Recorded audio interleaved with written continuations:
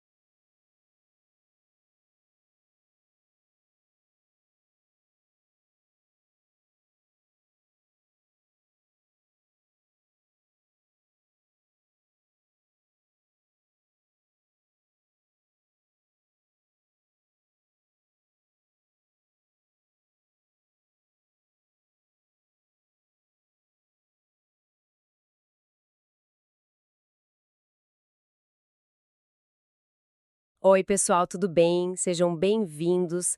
Hoje a gente vai ahn, mergulhar nos bastidores de uma verdadeira batalha de ideias. Isso mesmo, uma batalha que aconteceu numa cidadezinha lá na antiga Turquia, mas que, olha, ecoa até hoje. Exatamente, estamos falando da Epístola aos Colossenses.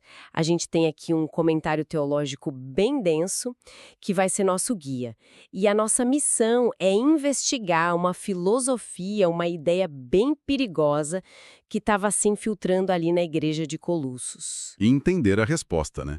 Que é simplesmente uma das afirmações mais poderosas que já foram escritas sobre quem é Cristo. Pois é.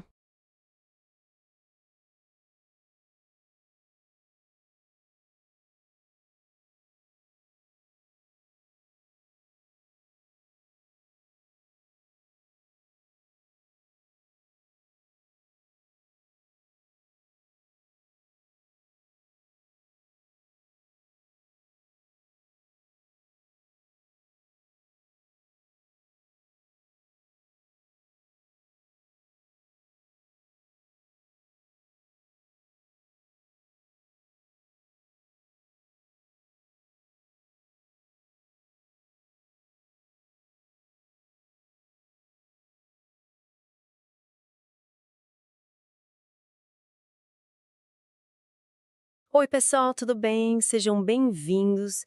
Hoje a gente vai ahn, mergulhar nos bastidores de uma verdadeira batalha de ideias. Isso mesmo, uma batalha que aconteceu numa cidadezinha lá na antiga Turquia, mas que, olha, ecoa até hoje. Exatamente, estamos falando da Epístola aos Colossenses. A gente tem aqui um comentário teológico bem denso, que vai ser nosso guia. E a nossa missão é investigar uma filosofia, uma ideia bem perigosa que estava se infiltrando ali na igreja de Colossos. E entender a resposta, né? Que é simplesmente uma das afirmações mais poderosas que já foram escritas sobre quem é Cristo. Pois é.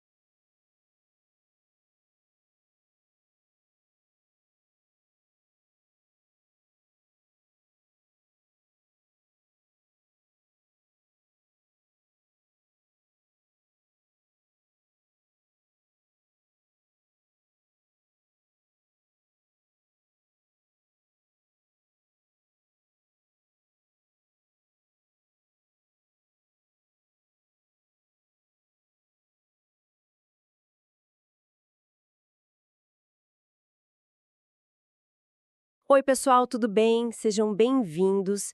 Hoje a gente vai mergulhar nos bastidores de uma verdadeira batalha de ideias. Isso mesmo, uma batalha que aconteceu numa cidadezinha lá na antiga Turquia, mas que, olha, ecoa até hoje. Exatamente. Estamos falando da Epístola aos Colossenses. A gente tem aqui um comentário teológico bem denso, que vai ser nosso guia. E a nossa missão é investigar uma filosofia, uma ideia bem perigosa que estava se infiltrando ali na igreja de Colossos. E entender a resposta, né? Que é simplesmente uma das afirmações mais poderosas que já foram escritas sobre quem é Cristo. Pois é.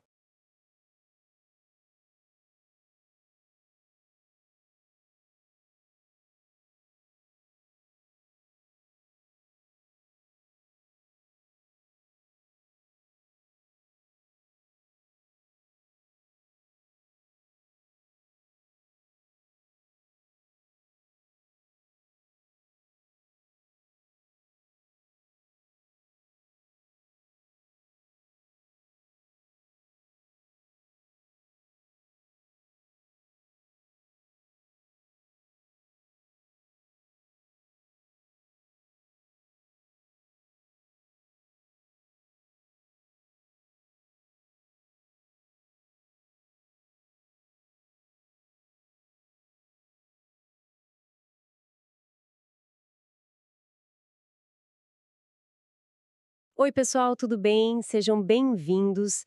Hoje a gente vai ahn, mergulhar nos bastidores de uma verdadeira batalha de ideias. Isso mesmo, uma batalha que aconteceu numa cidadezinha lá na antiga Turquia, mas que, olha, ecoa até hoje. Exatamente. Estamos falando da Epístola aos Colossenses. A gente tem aqui um comentário teológico bem denso, que vai ser nosso guia. E a nossa missão é investigar uma filosofia, uma ideia bem perigosa que estava se infiltrando ali na igreja de Colossos. E entender a resposta, né? Que é simplesmente uma das afirmações mais poderosas que já foram escritas sobre quem é Cristo. Pois é. E o mais interessante é que não é só poeira da história. As perguntas que eles tinham lá são as mesmas que a gente tem hoje, sabe? Tipo, o que é real? Como é que a gente lida com essa busca por uma espiritualidade mais profunda? E a pergunta de US$ 1 milhão: Jesus é suficiente? Exato. O conflito central era contra uma espécie de um pacote espiritual que estava na moda na época. Pacote espiritual da moda, gostei disso. Era uma mistura, um sincretismo de legalismo judaico com uma filosofia que depois a gente conheceria como gnosticismo. E a promessa era essa, um conhecimento secreto superior. Ok, já me deixou curiosa com esse pacote. Mas antes da gente abrir, vamos situar a história. Colossos, na atual Turquia, A carta chega para pessoas de verdade, com nomes, com histórias. Sim, pessoas como Filemon, um cara rico, a igreja se reunia na casa dele. Certo. E a história dele se cruza com a de Onésimo, que era seu escravo. Onésimo fugiu, foi parar em Roma e, de alguma maneira, acabou na mesma prisão que o apóstolo Paulo. Nossa! E lá ele se converteu. É uma reviravolta de roteiro impressionante. Peraí, deixa eu ver se eu entendi a cena. Paulo está preso, converte um escravo fugitivo de um amigo e depois manda o escravo de volta para o mestre. Exatamente. Isso soa incrivelmente tenso. Revolucionário para a época. Ele não manda Onésimo de volta só com um me desculpe, ele manda com uma carta que o chama de irmão amado.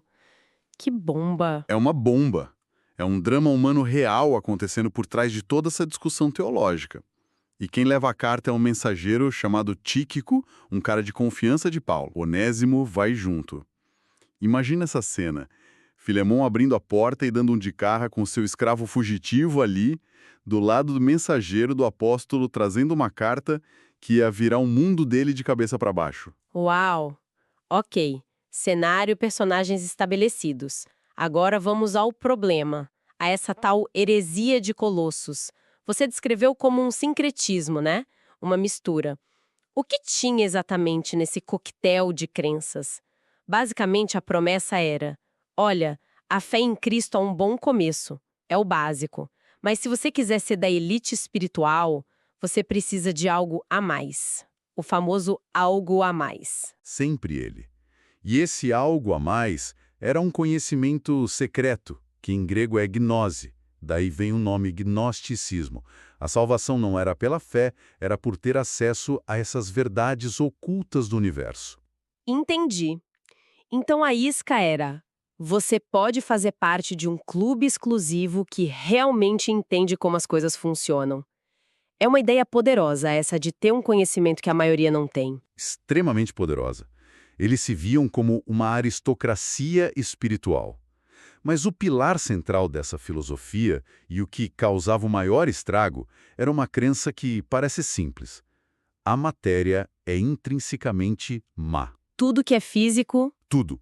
Nosso corpo, as árvores, o planeta, tudo visto como uma prisão corrupta para a alma, que era a única coisa boa. Ok. À primeira vista, parece uma ideia filosófica meio abstrata. Mas quais são as implicações práticas disso? Se você acredita que o mundo material é mau, aonde isso te leva? Qual é a primeira peça do dominó que cai? É aí que tudo começa a desmoronar, e rápido. A primeira peça é a criação. Se a matéria é má, um Deus bom e santo não poderia, de jeito nenhum, ter criado um universo material. Seria uma contradição. Claro. Então eles diziam que o mundo foi criado por um ser inferior, um anjo ou uma emanação divina com defeito.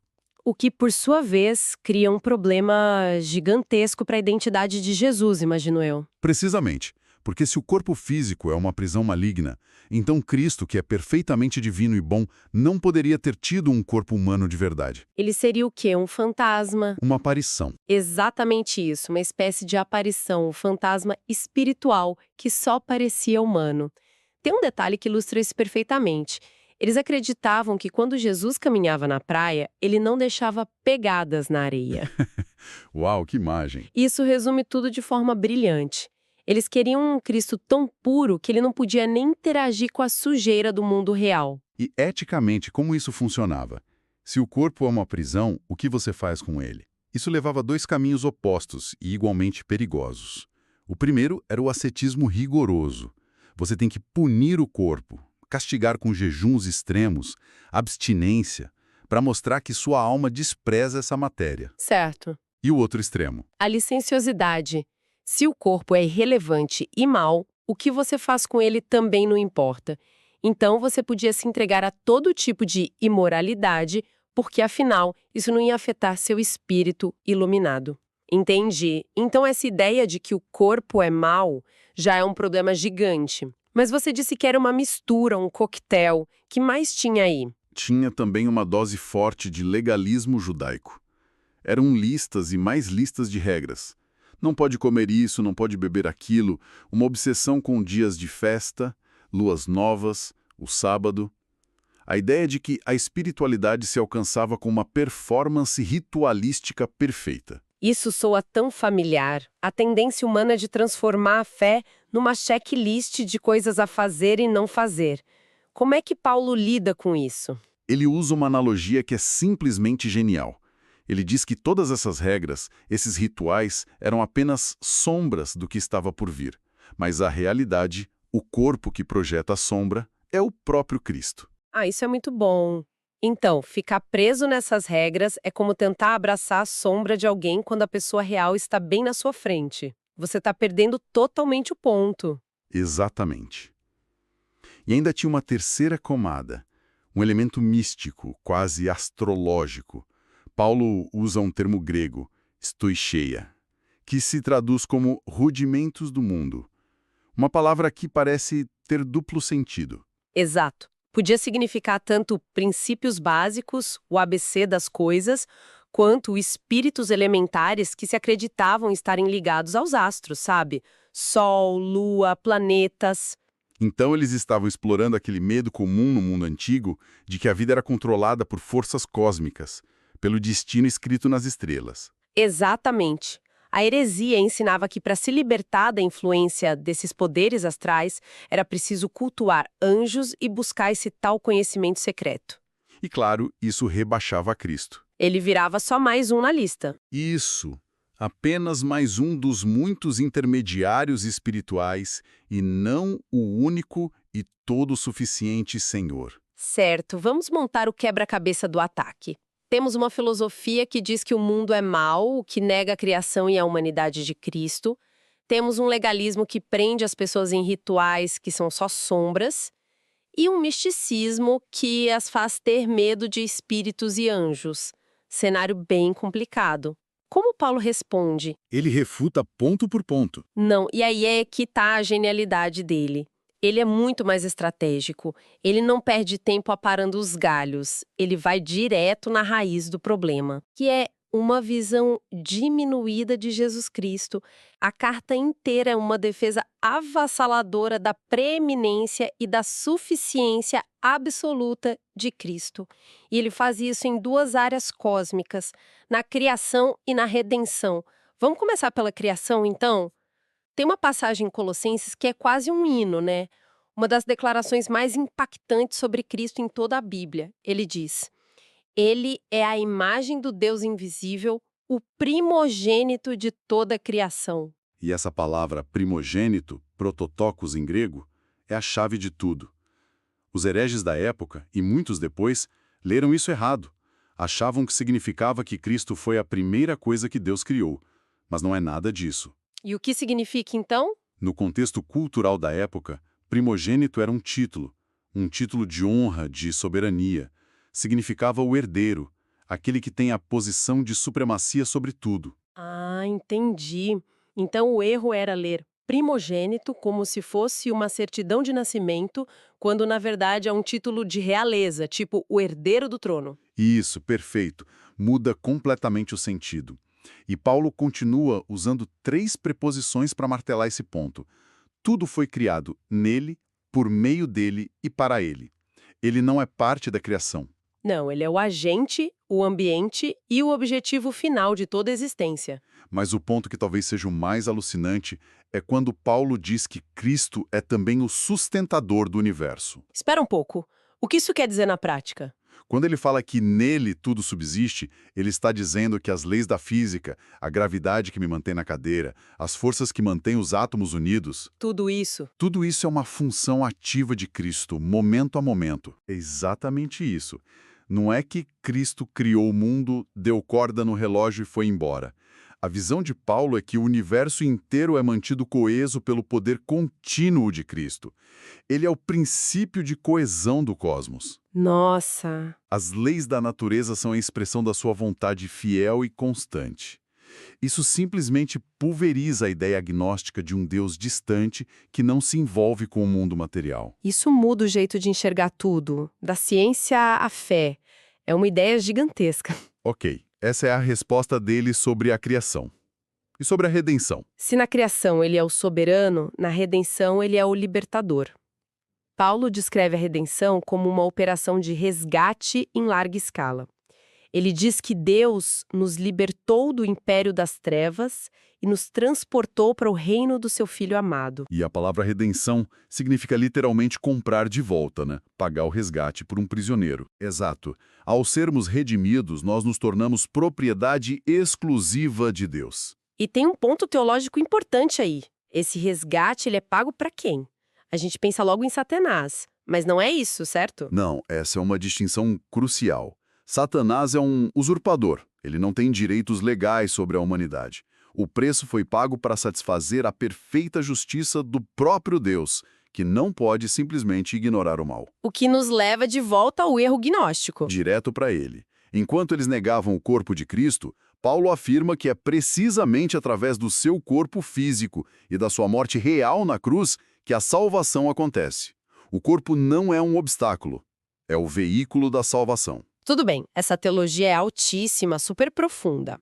Mas como isso se traduz para o dia a dia de um marceneiro ou de uma comerciante em Colossos? Paulo faz essa conexão ou ele fica só nesse plano cósmico? Ele conecta tudo, porque para ele doutrinas erradas geram, inevitavelmente, um modo de vida errado. A teologia sempre desemboca na ética. E qual a primeira implicação prática? A santificação. Ele ordena aos cristãos que façam morrer a sua natureza terrena, a moralidade, a raiva, a avareza. E note, é uma transformação interna, uma mudança de desejos, de caráter, o que é o oposto do que os hereges pregavam. Eles diziam, puna seu corpo com regras externas, não manuseie, não prove, não toques. E Paulo diz que isso é inútil. Exatamente. Inútil porque essas regras não têm poder real para frear os desejos da carne. A solução não é externa, é interna. Outra implicação é a ideia de uma nova identidade. A ideia de se despir do velho homem e se revestir do novo? Isso. E o ponto-chave é que esse novo homem está sendo continuamente renovado, à imagem do seu Criador. Não é um evento único, é um processo constante de se tornar mais parecido com Jesus. E essa nova identidade tem consequências sociais explosivas, né? A passagem em Colossenses 3:11 é uma das mais radicais. Ele fala que, nessa nova humanidade, não há mais grego nem judeu, bárbaro, cita, escravo ou livre. Para a sociedade romana que era obcecada por status, hierarquia, origem étnica, isso era uma bomba atômica social. O cita era considerado o povo mais bárbaro e selvagem que existia. E Paulo joga todo mundo no mesmo barco. Ele está dizendo que, em Cristo, todas as etiquetas que o mundo usa para dividir e classificar as pessoas, raça, cultura, status social, perdem sua importância definitiva. A única identidade que importa é que Cristo é tudo em todos. É uma visão de humanidade radicalmente diferente. E para fechar as implicações, até o jeito que Paulo ora reflete isso. Mesmo preso, os pedidos dele não são sobre as necessidades dele, né? De forma alguma. Ele não pede conforto, libertação, justiça. Seus pedidos são totalmente espirituais. Ele ora para que os colossenses conheçam a vontade de Deus, para que tenham sabedoria e, principalmente, Para que se abram portas para o Evangelho. exatamente, para que Deus abra uma porta para a palavra. As prioridades dele estavam completamente alinhadas com essa teologia da supremacia de Cristo. Ok, então, resumindo essa nossa investigação, a carta aos Colossenses é muito mais que um texto antigo. É um argumento poderoso de que Cristo é supremo sobre tudo e completamente suficiente para a nossa vida. A mensagem central parece ser uma resposta atemporal a qualquer sistema que chega sussurrando. Jesus é bom, mas talvez não seja o bastante. Você resumiu perfeitamente. A heresia em Colossos oferecia uma salvação complicada, cheia de penduricalhos, conhecimento secreto, rituais, regras, adoração de anjos. Era um esforço enorme para se sentir seguro. E a resposta de Paulo, é de uma simplicidade demolidora. A plenitude, ele usa a palavra grega pleroma, que os gnósticos adoravam, não está num sistema complexo. Está numa pessoa, Jesus Cristo. É nele que estão escondidos todos os tesouros da sabedoria e do conhecimento. Isso nos deixa com uma reflexão final. A heresia que Paulo combateu era, no fundo, uma tentativa de misturar o cristianismo com a filosofia grega da época, talvez para torná-lo mais sofisticado, né? Mais relevante. Essa batalha contra a tentação de misturar a fé com outras coisas não ficou no passado, de jeito nenhum. E isso levanta uma questão provocadora para quem nos ouve. Quais poderiam ser as heresias de Colossos de hoje? Exato. Que ideias, filosofias, ideologias políticas ou práticas espirituais são oferecidas hoje como complementos necessários ao cristianismo? Coisas que sugerem que Cristo é bom, sim, mas que ele não é realmente suficiente sem esse algo a mais, torná-lo completo ou relevante para o século XXI. A pergunta sobre o que a gente tenta adicionar a Cristo permanece tão urgente hoje quanto era lá no primeiro século.